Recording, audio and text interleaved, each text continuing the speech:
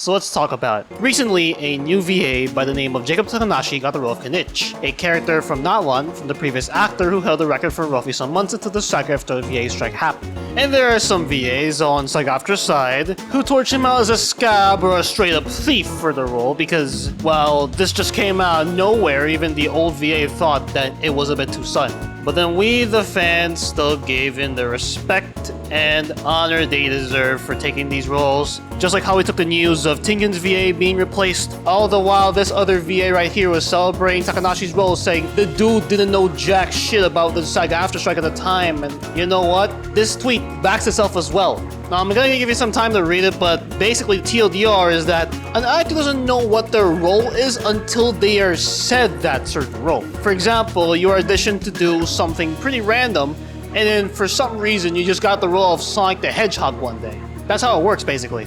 But if you were to ask me for something I witnessed, it's basically the former, because firstly, I didn't hear any news about the whole SAG-AFTRA shit until Jacob Takanashi was hired for Kinich, and second, all that I've thought in my head was that the voices were missing. Also, this shit is not helping at all. Why the fuck is somebody going to their emails to go ahead and send them death threats and shit? Believe me, you don't have to be an aggressor to show them that they were the aggressors first. And you may be saying, sure, this has already happened before, man, and they got away with it, but how about this time, we don't let them get the fuck away with it. We show them like how Jacob did it here. Look at it, fucking Giga Chad right here. This is how you do it. This is how you handle the locomotion. Now let's talk about some other VAs in this situation, like for example, Sam Slade. Oh, shocker, I've been supporting a non-union VA, what have you, but listen, her perspective is totally okay. Like, she's worked with this agent before, and on top of that, she's been honest about stuff before.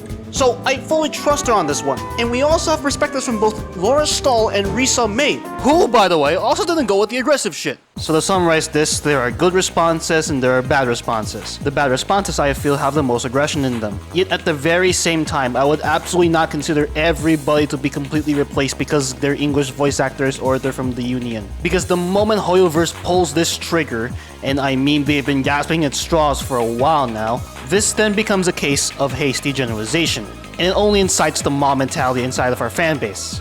This took me back to 2021 when CN players harassed the fuck out of Kokomi's VA because Kokomi was bad, and ever since then I've always been wary about CN. And yes, if you're asking if I've ever covered anything from CN before, I'd say you check out the Snowbreak video part 2 where I cover the cosplayer situation. And that's all I'm gonna be covering for our side, but as for the VA side, yes, it's the aggression, because here Takanashi was being singled out as a scab and a thief, when in reality he's not.